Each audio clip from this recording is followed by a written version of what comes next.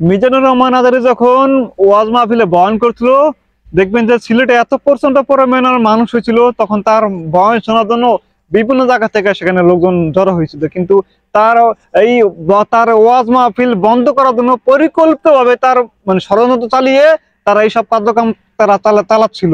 কিন্তু 1 ঘন্টার বয়ানের পর তখন তারা পরিকল্পনা সাজিয়ে তার ওয়াজ মাহফিল ভাঙার জন্য চেষ্টা করছিল। দেখবেন যে কিছুদিন আগে যুবদল নেতা সে কিন্তু এই মিজানুর রহমান আজারীকে হুমকি দিয়েছিল। আগে আপনারা সেই ভিডিওটা দেখুন।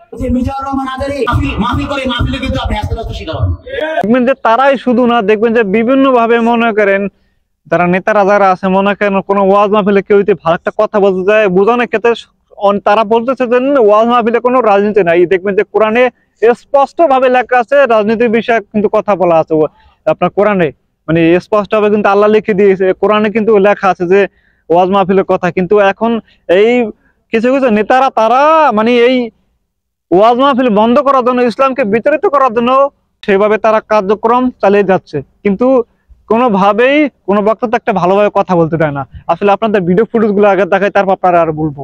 আচ্ছা, আমি বিএনপির নাম নিয়ে কোনো কথা বলেছি? আপনি কাকে আমি কি বিএনপির কথা বলছি? আপনি কথা বলেন, বলেন বলেন কথা বলেন কথা বলেন, আপনি কথা বলেন। আপনার শ্বাস তো কম না। আরে এখনো ভোট হয় নাই, এখনো শেয়ার পাই নাই, তাতে যদি এই গিয়ার দেখায় এরা সামনে ক্ষমতায় বসলে কি করে ফেলবে? বলেন বলেন আপনি বলেন। আপনি কি বলেন?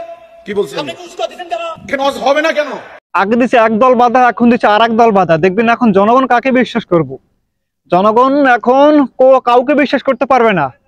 যদি একদল চলে গেছে, তারা বাধা দিয়েছে, এখন আর এক দল আসছে, তারা যদি বাধা দেয়, এখন জনগণ কাদেরকে বিশ্বাস করবে?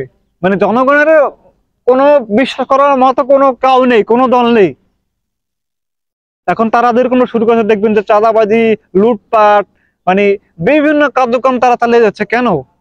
বাংলাদেশটা কি আসলে কি তারা কি চাচ্ছে কি বাংলাদেশটা ভালোভাবে না চলুক, বাংলাদেশের মানুষ শান্তিতে না থাকুক? আসলে মানে আমার মনে হয় তারা সেগুলো চাচ্ছে না। যদি চাইতো তাহলে কিন্তু তারা এই সব কার্যক্রম চালাতো না। দেখবেন যে কিছুদিন আগে এক শিক্ষককে যুবদল নেতারা উঠে নিয়ে তাদেরকে এত প্রচন্ড পরিমাণে মারধর করে তাকে মানে আহত করে ফেলেছে। মানুষজন এখন কাউকে বিশ্বাস করতে পারবে না। বাংলাদেশের জনগণ এখন কাউকে বিশ্বাস করতে পারেন না, তারা যদি সব কার্যক্রম গুলো চালান। আমার মনে হয় আপনারা জনগণকে শান্তি দিবেন না। জনগণ একটা শান্তির জন্য একটা কিছুর জন্য মানে সবার কাছে আবদার করে দিক দল আসুক। আমাদের জনগণের কথা হচ্ছে একটাই, যেই দলে থাকুক, বিএনপি বলেন, আওয়ামী লীগ বলেন, যে আসুক, কিন্তু জনগণকে শান্তি দিতে হবে, জনগণকে আত্মার তৃপ্তি দিতে হবে, তারা যেন ভালোভাবে বাঁচতে পারে সেই পরিকল্পনা আপনার কথা। আপনার ভাবতে আপনার একটা নেতা শুধু আপনি শুধু সারা লুটপাট করে খেয়ে নেবেন, এটা কিন্তু নেতা না আপনি। তাহলে আপনি দেশের জন্য কাজ করছেন, জনগণের জন্য কাজ করছেন, আপনি নিজের স্বাস্থ্যের জন্য কাজ করতেন।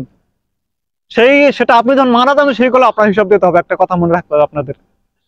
যাই হোক, আসলে ভিডিওটা এই জন্য বানানো, ভালো লাগে শেয়ার করবেন।